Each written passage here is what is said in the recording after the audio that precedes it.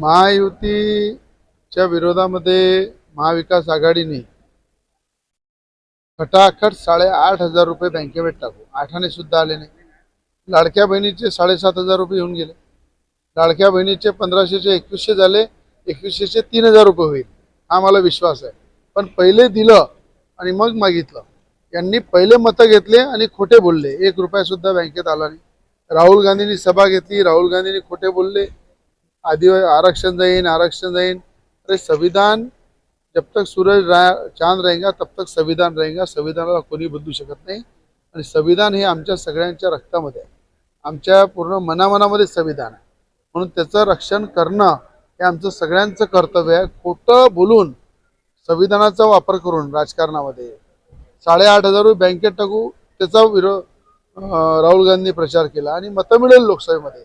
त्याचा पूर्ण बदला आज तुम्ही पाहिलं काँग्रेसची काय परिस्थिती आहे, काय हालत आहे, कशा प्रकारे काँग्रेसला घरी बसवलं हे जनता जनार्दननी पूर्ण दिलेलं आहे. आणि मला असं वाटते महाराष्ट्रामध्ये नवीन मुख्यमंत्री हे खऱ्या अर्थानं देवेंद्र फडणवीस राहतील. देवेंद्र फडणवीसांना पूर्ण आमचा पाठिंबा आहे.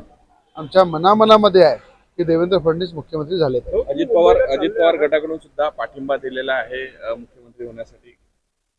अजित पवार एकदम छोटे भाऊ आहे, त्याच्यापेक्षा मोठे एकनाथ शिंदेजी आहे आणि सगळ्यात मोठा भाऊ आहे भाजप. तर मला असं भाजपमध्ये सगळ्यात मजबूत नेतृत्व आणि ज्या नेतृत्वावर संपूर्ण जनतेने विश्वास ठेवला आणि मोठ्या प्रमाणात भाजपच्या सीटा निवडून आल्या, देवेंद्र फडणवीसांचं नेतृत्व स्वीकारलेलं आहे.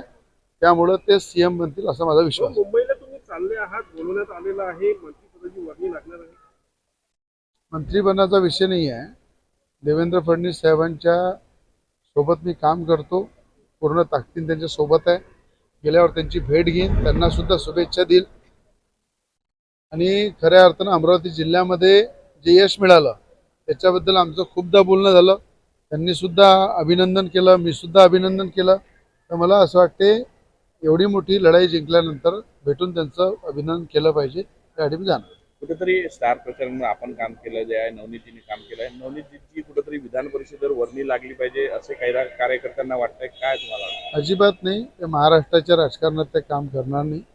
महाराष्ट्राच्या राजकारणामध्ये विधान परिषद किंवा कुठलं त्यांना मिळालं पाहिजे हा उद्देश नव्हता.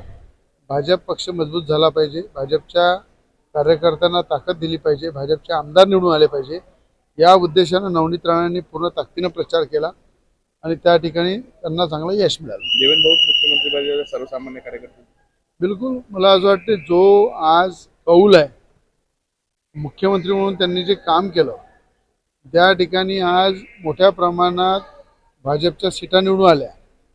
सगळ्यांच्या मनामनामध्ये आहे की देवेंद्र फडणवीस साहेब मुख्यमंत्री झाले पाहिजे आणि त्यासाठी पूर्ण ताकदीनं आम्ही सगळे त्याच्यासोबत. कुठेतरी मागच्या वेळेस कौल मिळू नये, उद्धव ठाकरे पक्ष सोडून गेल्यामुळे तो कौल राहिला आणि मुख्यमंत्री होऊ शकले नाही. उद्धव ठाकरेंनी तेव्हा बेमानी केली.